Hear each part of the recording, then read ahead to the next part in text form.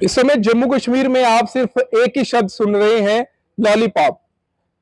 कई सारे जम्मू कश्मीर में मुद्दे जो हैं वो देखने को मिल रहे हैं। लोग परेशान हैं, आप देख रहे हैं अभी जाम लगा हुआ है, सड़कें बन रही हैं, काफी समय लग रहा है, दुकानदार परेशान हो रहे हैं। लेकिन हमें जम्मू कश्मीर में सिर्फ पॉलिटिकल जो बड़े बड़े चेहरे हैं उनकी जुबानों से यही सुनने को मिल रहा है। वो कहता है तुम लॉलीपॉप दे रहे हो, वो कहते हैं तुम लॉलीपॉप दे रहे हो। तो हम लोग भी जब कवरेज करने जाते हैं तो हम लोग सवाल पूछने से पहले जब हम पूछने चाहते हैं कोई सवाल तो आगे लॉलीपॉप आ जाता है नजर। वो कहते हैं एनसी ने लॉलीपॉप दे दिया, वो कहते हैं भाजपा लॉलीपॉप दे रही है, अब तो शिवसेना वालों ने भी रोड के ऊपर लॉलीपॉप लगा दिया है। तो इस सब पर बात करने के लिए हमारे साथ दिग्गज नेता, कांग्रेसी नेता, डीडीसी दिग्गज नेता है, आप जानते हो। खैर कई सारे बड़े मुद्दों में इन्होंने हल भी किया है। टोनी जी आपसे जानना चाहेंगे, ये लॉलीपॉप चल रहा है, लोग जानना चाहते हैं कि हमारे मसले नहीं खत्म हो रहे हैं, पॉलिटिकल लीडर आपस में लड़ रहे हैं छोटे बच्चों के बाद, वो लॉलीपॉप दे रहे हैं एक दूसरे को।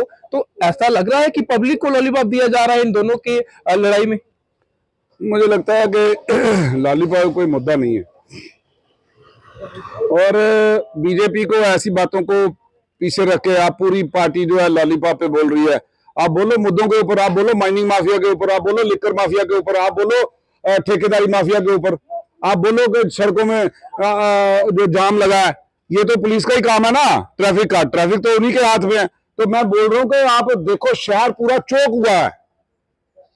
कैसे चौक हुआ है, क्या करना है इसको ठीक करने के लिए? आज आप तालाब तलों की तरफ जाओ तो लगता है कि रात तक वापस नहीं आ सकते। आप गंगयाल की तरफ जाओ तो लगता है कि रात को वापस नहीं आओगे। आप आरसपुरा की तरफ सोचो तो सतवारी चौक के जाम से परेशान लोग आगे पीछे नहीं जा पा रहे। आप किसी तरफ जाओ आप जाम है। 4 घंटे लग रहे हैं जम्मू गंगयाल से लेके लखनपुर तक, 4 घंटे लग रहे हैं। मुझे बताओ क्या कर रहे हैं? क्यों ट्रक की डबल लाइनिंग लग रही है? क्या कर रहे हैं नेशनल हाईवे पे जो ट्रैफिक वाले हैं, क्या कर रहे हैं वो? मुझे ऑनेस्टली मुझे समझ नहीं आ रहा क्या हो रहा है। और क्यों हिंदुस्तान में गडकरी जी ने बोला कि हम तो सैटेलाइट के थ्रू जो सड़कें बना रहे हैं, तो आपको अभी तक वो वहां का सिस्टम रिपेयर नहीं हो पा रहा, हमारा अच्छी तरह से सड़क नहीं बन पा रही। कौन सा सैटेलाइट यूज किया था फिर? वही जो बादलों में से सीधा वो देख लेता है भाई दुश्मन के रडार में हमारा जहाज नजर नहीं आता, वही वाला सैटेलाइट है। मैं अफसोस है इस बात का कि जो अहम मुद्दे हैं सरकार के, आपको बिजनेस रूल को लागू करना चाहिए। क्यों नहीं कर रहे आप लागू? क्या वजह है? क्यों डरे हैं? 1 साल हो गया आप असेंबली को ने पास करके भेजे हुए, आपको 1 साल हो गया चुने हुए नुमाइंदों को काम नहीं कर पा रहे। कौन करेगा इसका फैसला? मोदी सरकार इलेक्शन में बिजी है वो बिहार में, तो कौन करेगा? मैं तो समझता हूं कि टोटल आपको भरोसा होना चाहिए कि भाई आम लोगों को एक कि भाई सिस्टम के ऊपर भरोसा होना चाहिए। आप लोगों को भरोसा ही टूट गया कि भाई हाँ कुछ नहीं होना जी, रब के हवाले है सारा कुछ। तो मैं समझता हूं कि इस सब के लिए ये जो मैस क्रिएट हुई है जम्मू कश्मीर के अंदर, एक चुनी हुई सरकार को काम नहीं करने दिया जा रहा, ये सरासर और सीधा सीधा बीजेपी है। बीजेपी नेशनल कॉन्फ्रेंस जो गवर्नमेंट जम्मू कश्मीर में बनी हुई है उसको काम नहीं करने दे रही है। मैं इसीलिए कह रहा हूं कि एक अफसर को ये बोला जाए कि आपने अगर ये किया तो आपको उल्टा टांग देंगे। कौन करेगा काम भाई? डर है अफसरों में, अफसर जाते नहीं है। क्या आप समझते हो एसएसबी की और डीसी की इतनी मजाल के चीफ मिनिस्टर कहीं जाए और वो अपने अफसरों दफ्तरों से ना निकले? हमने देखा है मुख्यमंत्रियों को, इसी उमर अब्दुल्ला को डिवकम और आईजी लेने जाते थे। मैं समझता हूं कि कहीं ना कहीं जो है ये चीजें जो है ये जो है लोगों को विश्वास जो है डेमोक्रेसी में इससे दूर लेके जा रही है। और यही चीजें हैं जो पैदा करती हैं जेनजी, यही चीजें हैं जो जेनजी को पैदा करती हैं। और हम समझते हैं कि हिंदुस्तान जो है एक बहुत बड़ा मुल्क है, इसमें बहुत बड़ी डेमोक्रेसी है। हमने हमारे लोगों ने कुर्बानियां देके इस डेमोक्रेसी को बहाल रखा, वरना अगर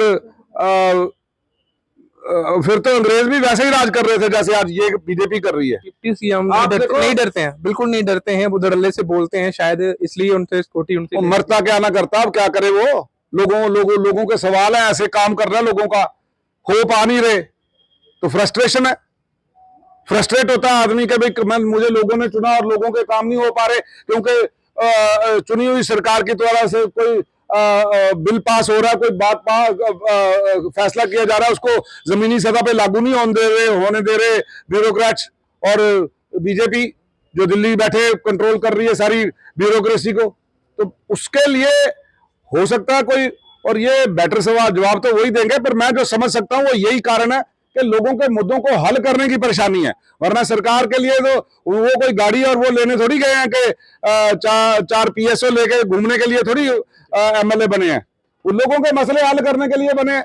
तो लोग जब अपने मसलों के बारे में पूछेंगे तो जाहिर है एक लीडर में फ्रस्ट्रेशन भी आएगी, चाहे वो डिप्टी चीफ मिनिस्टर हो, चाहे वो चीफ मिनिस्टर हो। अगर उसको काम नहीं करने दिया जाएगा तो कहीं ना कहीं, इसीलिए कहता हूं इन सबका हल है कि सुप्रीम कोर्ट ने जो 4 हफ्ते का टाइम दिया, हमारी रियासत हमको वापस मिले तो फिर बेटर हो जाएगा, फिर सिस्टम बेटर हो जाए।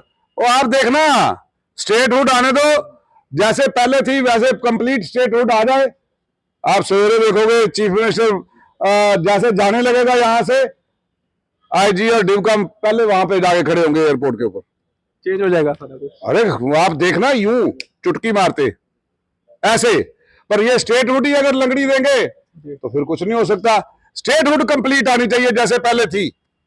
अगर आपने इसके 2 हिस्से किए हैं, हम तो कहते हैं उसको भी साथ में मिला के एक ही हिस्सा करो, लेकिन अगर आपने दो हिस्से किए हैं, लद्दाख को अलग किया, उनके साथ भी आपने प्रॉमिस किया कि 6 शेड्यूल, जब तक सोनम वांगचुक जो है कह रहा था कि भाई कोई सवाल नहीं कर रहा था, तब तक वो ब्लू व्हाइट बॉय था बीजेपी का। लेकिन जैसे ही उसने 6 शेड्यूल की बात करी, स्टेटहुड की बात करी, वो देशद्रोही हो गया रातों रात। एक NSI और एक PSI दोनों तरफ मैं वही घेर लिया। क्या घेर लिया जनाब, ये आज के जमाने के भगत सिंह हैं, लोगों के दिलों में राज करते हैं ये लोग। सोनम वांगचुक जो कोई छोटा नाम है, बहुत बड़ा नाम है। तो मैं समझता हूं कि देश के लोग जागे, अंधभक्ति से जागो, देखो असलियत में क्या हो रहा है। सोना 1,27,000 पे पहुंच गया है। आप अभी मैंने ये डाला था कहीं, तो कोई कहने लगा सोना गरीबों का मसला ही नहीं है। तो गरीबों को तो मार रहे हो, सोने से GDP का पता चलता है कि आपके रिजर्व कितने हैं, तो उससे पता चलता है आपके सोने का रिजर्व कितना है, उससे GDP तय होती है आपकी, उससे देश की जो है दशा पता चलती है कि इस देश के पास कितना सोने का रिजर्व है, आपका पता चलता है कि इसके पास कितना सरमाया है, तभी तो ऐसे ही तो तय होता है। लेकिन आज आप याद करो कि दिल्ली में मुझे लगता है कि उस सरकार थी, सुषमा स्वराज चीफ मिनिस्टर थी, तो सरकार थी, प्याज के दाम महंगे हुए, लोगों ने सरकार गिरा दी। आज बोलो क्या चीज महंगा नहीं है, आटा दाल तेल, खाने वाला गाड़ी में डालने वाला सब महंगा, लेकिन कोई बात नहीं, क्योंकि इलेक्शन कमीशन ही मिल गया बीजेपी के साथ। अब अंपायर पहले ही मिला हुआ है, आप बॉलिंग करके किसी को आउट भी करोगे वो उंगली खड़ी नहीं करेगा। तो आप वो आज बिहार में 80 लाख वोट ही काट दिया, और जो लोगों ने 14 लाख के 16 लाख के करीब भरे फॉर्म, उन्होंने 26 लाख वोट नया बना दिया। तो इसलिए ऐसी कोई बात का जवाब नहीं दिया जा रहा कहीं भी। जो ज्ञानेश कुमार है वो झूठा ज्ञान जानने के लिए आ जाते हैं, तो लेकिन योगेंद्र यादव जी ने उनका कच्चा चिट्ठा खोल के सुप्रीम कोर्ट के सामने रख दिया। अब सुप्रीम कोर्ट को चाहिए इस पे संज्ञान लें, और ये काम जो है ये इसकी गाइडलाइन तय सुप्रीम कोर्ट कर दे कि ऐसे काम होगा, ऑलरेडी लेट डाउन गाइडलाइंस के तहत काम हो। वरना अगर इलेक्शन कमीशन साथ मिल जाएगा बीजेपी के, तो हिंदुस्तान में एक दोबारा इनकलाब आएगा और इनको उसी तरह खदेड़ा जाएगा जैसे अंग्रेजों को खदेड़ा था। चलिए, शुक्रिया समय देने के लिए टोनी जी। शुक्रिया। तो चलिए, मैं आपको यही बता रहा था किस तरीके से जम्मू कश्मीर की अगर हम बात करें तो जम्मू कश्मीर में इस समय सिर्फ एक ही चीज चल रही है। आप देख रहे हैं नेशनल कॉन्फ्रेंस भाजपा को, और भाजपा जो है वो NC को सिर्फ लॉलीपॉप दे रही है। और आज तो आपने देखा होगा एक प्रदर्शन हुआ जिसमें शिवसेना ने भी बिल्कुल रोड के बीच में जो है लॉलीपॉप लगा दिया, और वहां प्रदर्शन जो है वो करने को देखने को मिला। लेकिन अब देखना होगा क्या ये ऐसे ही सिस्टम चलता जाएगा या फिर लोगों के मुद्दे भी हल होंगे। और जिस तरीके से आप देख रहे हैं असेंबली में पहले लड़ाई चल रही थी, लेकिन अब आप देख रहे हैं जम्मू में अब लॉलीपॉप चल रहा है, एक दूसरे को दिया जा रहा है। ऐसा कुछ नहीं हो रहा ताकि लोगों के मसले हल हो। डेली वेजर जो है लगातार बैठे हुए हैं, उन्होंने भी समय दिया है, 23 अक्टूबर को वो बाहर आने वाले हैं और ऐसे कई सारे प्रदर्शन जो है वो पहले भी कर चुके हैं और मुझे लग रहा है एक बार फिर से उनका प्रदर्शन ऐसा रहने वाला है। फिलहाल आप तमाम लोग अपनी राय कमेंट बॉक्स में जरूर रखें। फिलहाल आप देखते रहें हिमालयन मेल।